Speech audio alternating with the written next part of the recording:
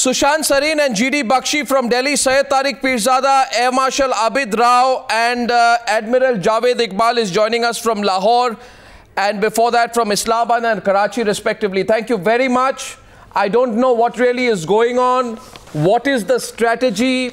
Unless the only strategy right now, Mr. Peerzada, first of all, my request to you tonight is that, let's focus on what is going on. Let's keep all the rhetoric out of the debate. Okay, I'll present some facts to you. This is a very serious situation which has now developed, and I am sure you will be aware, Mr. Peerzada, and particularly I'm telling you this because that, rhetoric will not help right now. Now, we have decided here that if this continues, then Pakistan is going to get it back. That's what our political editor reported. That's the point of view of the government now.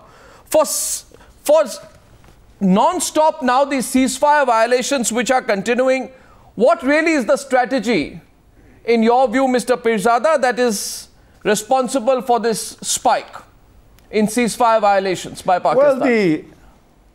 Well, the strategy that is responsible for this situation is the frustration of India that Pakistan has raised the issue of Kashmir at the international level. But nobody noticed you on that. There is one second. Mr. Peerzada, we spoke about that, and you are aware that there were very few people in the audience when Nawaz Sharif was speaking, that nobody responded to you. In the United Nations, you raised it with Ban Ki-moon. He did not respond. America's State Department has given out a statement sometime back saying there is no point in internationalizing this issue. So as far as Kashmir is concerned, it's a settled issue. And you've gone around complaining, but you haven't got a reaction. So give us a more logical point of view. My view is that this is an attempt to push in infiltrators into Indian territory before the winter sets in. All right.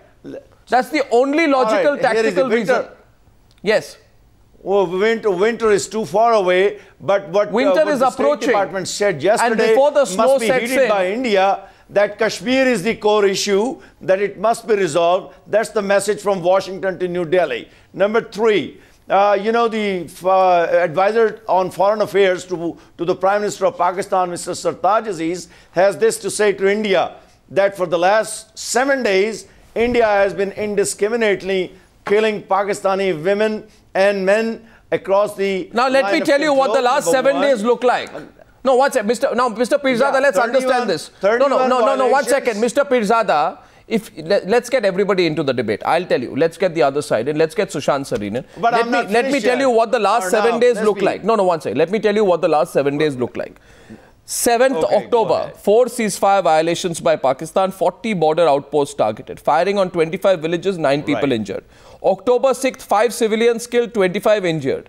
Arnia sector. October 5th, the Pakistan Army targets Indian posts along the LOC. October 3rd, Gulmarg and Poonch sector, 1 person killed, 6 injured.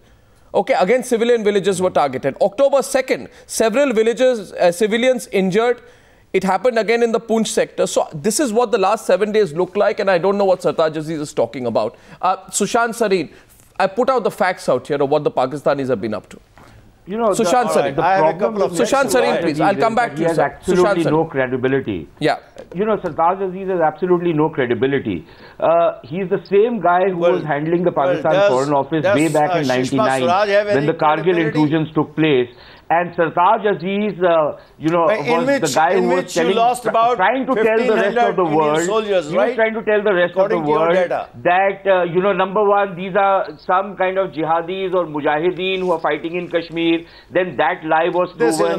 Then he came up with another falsehood, which was that the line of control is not clear, even though all the maps are exactly there. Then, he continued to indulge in all sorts of falsehoods, and there was nobody who was buying his falsehoods. So for Mr. Sartaj Aziz, number one, to indulge in the kind of falsehoods he's indulging in is, I think, rather disingenuous. The second thing is that I think it's rather rich of him to suggest that the Indian army is not listening to the Indian government.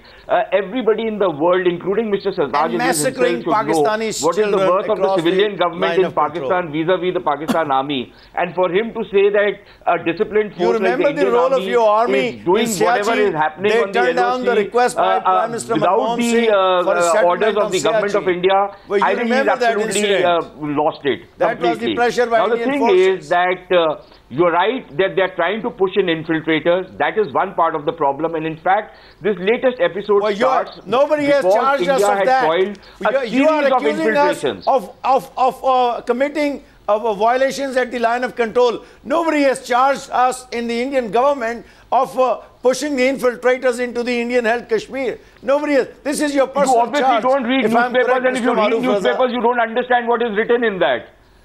And I think your newspapers are really good at fabricating the stories. I don't think you can. Your accent might be American, but I don't think you can understand what they're exactly saying. Jan Psaki also said a couple of other things. She said Kashmir is the core issue.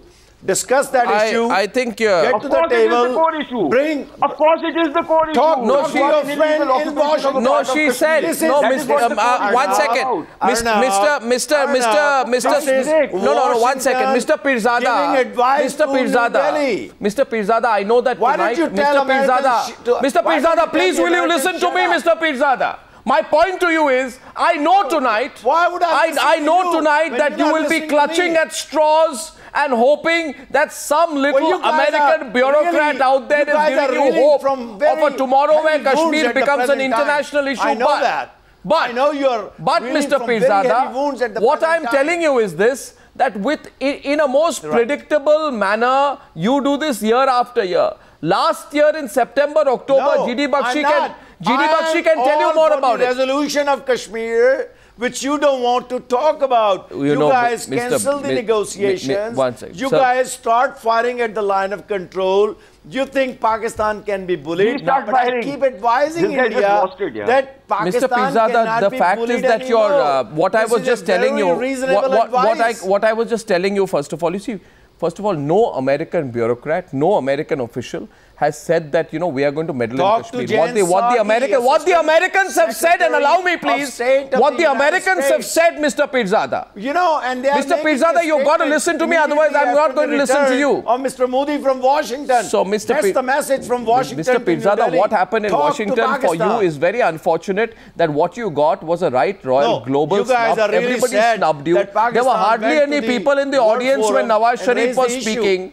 There were hardly any people in the audience when Nawaz Sharif was speaking. Ban Ki-moon spent 15 minutes with Nawaz Sharif and then told him, I have another appointment, Mr. Prime Minister. Can you move on? When he went on ranting about Kashmir. To the contrary. No senior political functionary from any country wanted to meet Nawaz Sharif. The only person willing to have dinner with Nawaz Sharif was Sartaj Aziz.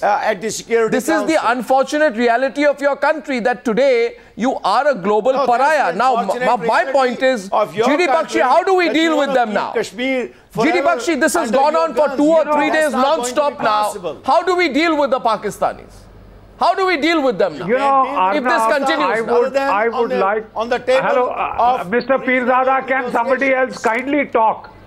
Otherwise, it's not a discussion. Right, I'm sorry, it is just a monologue.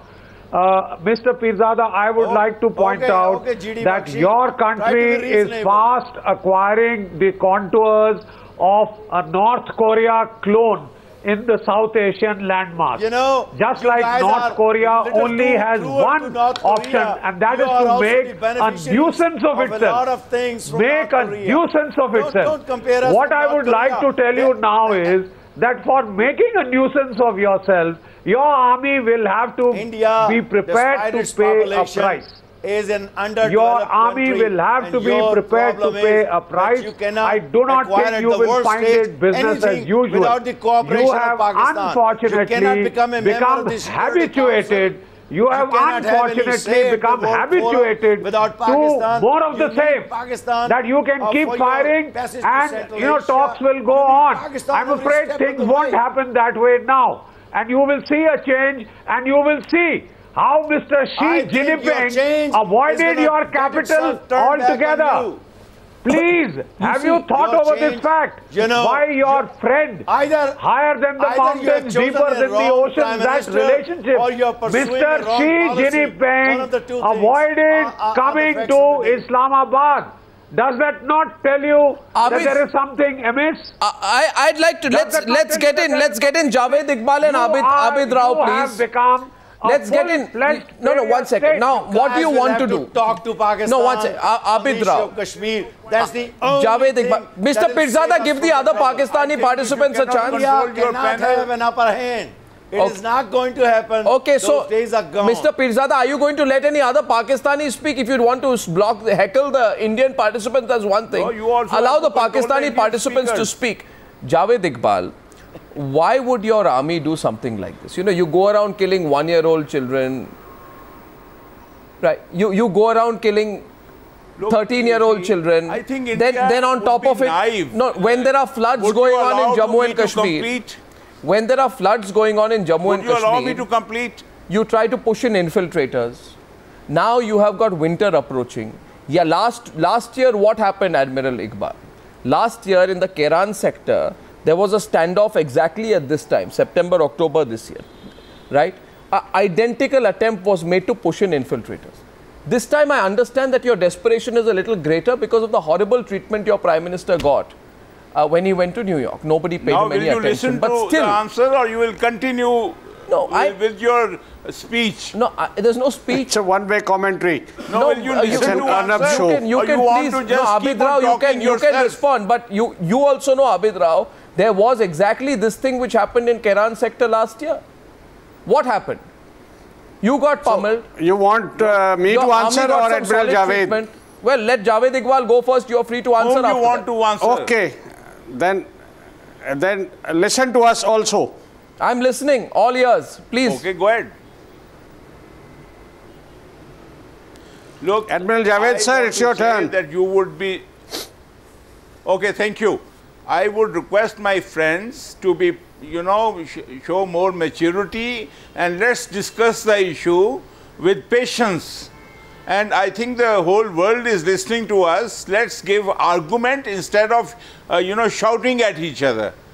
First of all, I would say that it is absolutely painful that civilians on both sides are the casualties. It is absolutely no good for both the countries. Civilians are being civilian targets. Your army is targeting civilians. Can you allow me to complete? Your army is targeting civilians. I have all kinds of proof for 30 seconds, I think. Okay, go ahead. Then you go ahead. The thing is that on our side, in last 2-3 days, 5 civilians have been killed, including women, children, and elderly people. Similarly, it happened on your side. I think with all these, people on the panel, with senior ranks, with maturity, what are we trying to teach each other? I think Pakistan has enough problem. They would never do these things. But with your new chief and with Mr. Modi, they are trying to show the muscle. I think it will be naive to think that Pakistan will give in. Pakistan will never give in on Kashmir. Sir, now what you are doing is... go with the devil. But we will not allow you to do this. Sir, I understand, Admiral Javed Iqbal, that because, the Indian army responded and has responded strongly, that you are now on a weak footing, and you've realized that the Indian army is in a position to really not just give it back to you, but to pummel your positions. But to pummel your positions, to demolish your border outposts, and to break down each of those Pakistan Rangers outposts in such a manner that the Pakistan Rangers won't forget it for a very long time. So now you want to go back and you want to now say, we are the victims here. Why did you start this? Why did you start it and why don't you stop? Why did you fire 120 mm mortars? You are so scared. You are even scared of one, the people whom you name in Bombay and you've tried it for 48 hours. D Bakshi is responding to you. So my point is, you tried it for 48 hours. What happened? You tried it for 48 hours. The American State Department said, go back and solve it with India. We're not giving you any time right now. What are you going to do? The only option that you have right now, Abid Rao, is that you need to keep this so-called Kashmir issue afloat. You need to keep the tension going, because otherwise you won't even get the regular route of funds. There are certain legislations which are now coming up in the US Congress, which will stop your source of funding, which will link, the funding to your action against terror. You don't want to go in for that. You are scared about it, so you want to keep the fire burning. But America just told you 2 hours back, we don't have the time for you. So what are you going to do now? Are you Arnab, no, what are you going to do now? How long will you continue to do this? America has told us. Will you back off? America is begging us. State Department? Sir, America hasn't got any time for you anymore. They are about to exit from Afghanistan. Oh, why are you worried whether America has time for us or not?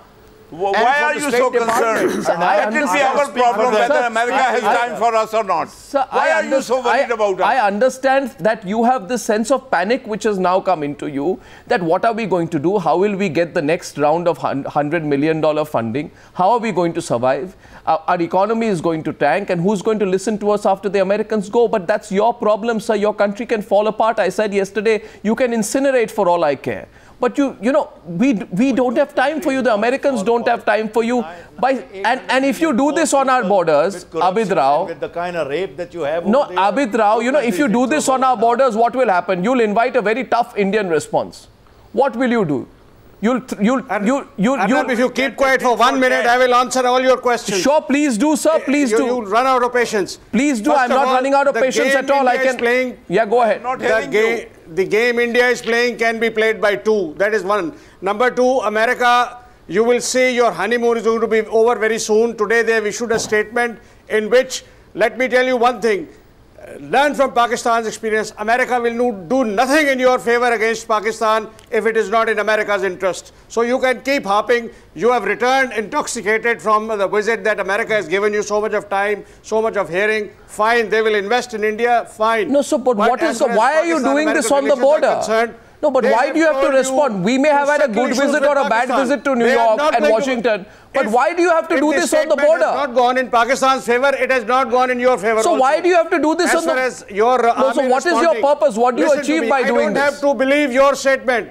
You mix your views with the news. Therefore, you make things So we are a democracy. I have the right to have my views. Trust what you're saying. I don't need anyone's permission. You have your views, but don't. We are not like Pakistan, where GOTV is closed by ISI because ISPR. Yeah, my government says that Indian government is firing, Indian army is firing, our civilians are killed. I'm equally pained. Sir, I am telling you.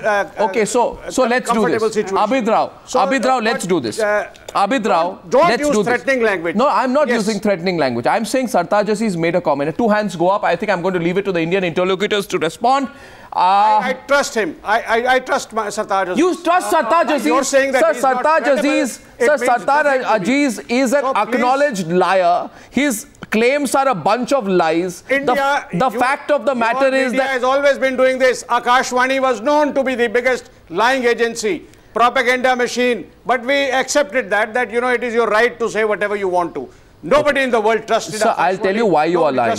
I'll tell you why Sartaj Aziz is lying. Sartaj Aziz is lying is because the government of Pakistan has admitted in the past at the highest level. You do that. At the highest level of sponsoring terror against India. I don't want to embarrass you, but Asif Ali Zardari in 2009 openly said we use terrorists to achieve our short-term objectives vis-a-vis India. That was 2009. America kept you happy at that time because they needed you. You will not understand our dishonesty also. Sir, you do this every year. Okay, we are getting responses. I'm only asking you today how long this will... All the people of India watching tonight want to know how long will this drama go on, or do you really want to get properly pummeled and demolished to learn your lessons? There's been a meeting of the 3 service chiefs today. That is your dream, with the defense minister. Desire, but I tell you, if you haven't achieved in 67 years, you will not achieve it now. No, Admiral Iqbal is laughing today, but Admiral Iqbal will remember 1971. Pakistan's strengths. You see, and it is the fear of Pakistan army that comes out of you every evening. Sir, you have lost 3 wars. You've repeatedly lost every battle. You know your experiences have been unfortunate for your own soldiers. You know you tried to pass on your soldiers as Mujahideen, refused to acknowledge them in Kargil. And Admiral Iqbal of all people knows the humiliation that you were made to face in the year 1971 when I think he was in the Navy. Those nightmares should stay with you. When you want to try this... It was a Pakistan... when you want to try this... Pakistani government versus the Bengalis. Allow me. Well, I mean, why are you doing this? This very Admiral bashed you. This very Admiral bashed you in 65, bombarding Dawarka You should not forget that. Sir, I have my sympathies for what has happened to the Pakistani army. I have my sympathies for you as a former military officer of the Pakistani army. Who said it was not a military defeat for Pakistan. Please read history, your own people, Manik Shah, Jaswant Singh, they are very honorable people. I just know that by your stating on the television, fake stories of, you know, Indian bravery. We know how brave our Indian soldiers are and how much to respect. D Bakshi is responding to you. I know much more about D Bakshi and Sushant Sareen, please. D Bakshi and Sushant Sareen. D Bakshi first. Arnab, our Pakistani interlocutors raised 2 points. Kindly permit me to answer them in the interest of a rational debate, as the Admiral was asking for. Go ahead. The Admiral very rightly expressed regret about the loss of civilian lives on both sides of the border. I would request the Admiral to kindly consider the form of war that your nation state has adopted of using non-state actors to target civilians in this country. I would request the Admiral to kindly take his mind back to footage shown on Pakistan TV of the 26/11 attack, when Pakistani non-state actors like Ajmal Amir Qasam were firing AK-47s into crowded railway stations. So you will agree that the very aspect that you have chosen, as a soldier it strikes you as wrong, it strikes us as wrong. We would request that if we have to, as nation states, fight, let us do it the honorable way and not by using non-state actors to kill, you know, innocent civilians. The Air Marshal Abid Rao, whom I have a fair amount of time in regard for, he raised the fact that the United States will let you down. Air Marshal Rao, I wish to point out to you very humbly that it is India which has relied the least on on the United States in trying to solve our problems with Pakistan. In the India-Pakistan dyad, it is always you who have invoked the United States and suffered in the bargain. The arms embargoes have hit you. I'm sure as a Pakistani soldier, air warrior, you agree. You have taken. I agree with you, sir. I agree with you. Relationship. We are not dependent on the United States. We will do things our own way. Sir, since your return from America, your Prime Minister, we have to fight. You are riding American shoulders. This is what I'm saying. So why are you? Let us be the honorable way. Sir, I'm sorry. Too much to but these complexes must now leave you. Marshal Abid Rao, the complexes of the past. Can I get 10 seconds in, please? The complexes on the past. The wars which you fought and you lost. Right? 1971. Right, 1965, Kargil. You know, you must now forget all of these incidents which happened and look afresh and with a sense of positive energy. It's what's happening. Our relationship with Pakistan, frankly, Sushant Sareen, is our relationship with Pakistan. Our relationship with America is our relationship with America. Do not take credit for all misfortunes of Pakistan. Not at all. It was not India's doing. Not at all. The fact of the matter is Pakistan started violating the ceasefire and India has given a fitting reply and is most likely to give you a very fitting reply in the past, and insist upon in the future. Believe it. No, you should introspect now. You should take control of the situation. Why are you so scared of Pakistan? You are 5 times the size of Pakistan. Why are you so scared? So we are scared for you. Why you are always obsessed? So we are scared for you. And you bother us, we're scared for you because, you know, at the end of the day, you're going to get hurt. Thank you for the... Your army is going to get hurt. But don't worry about us. Well, I mean... very considerate for Pakistan. Thank you. Sir, you know, if this is going to be the foolhardy kind of response, then you know where this is going to head right now. This is not a government which is scared of escalating the situation if required. You are naive that Pakistan... Admiral, please think reasonably. Repeated ceasefire violations by Pakistan are a desperate attempt to draw attention after having failed to internationalize the Kashmir issue. That's it. You failed to internationalize the Kashmir issue. International issue. So you are resorting Americans to this. Have said this is a nuclear flashpoint. Sir, why are you so allergic and sensitive to this? Sir, you know this. What guilt are you carrying? I mean, talk to Pakistan directly. You know, solve it. This whole nuclear Armageddon kind of situation, that we are going to be on the verge of nuclear war. You know, that things will go out of hand. This will be the next point of global conflict, etc. You know, well, you know, it's a laughable attempt by you, a last attempt by you at internationalizing the situation. India is also a nuclear power, and I don't think we should talk irresponsible talks. It does not help. And you won't be taking. You know the strengths of, you know the conventional strengths of your military, and we do. Look, you know what happened in Kargil, and so do we. Why don't you discuss Kashmir?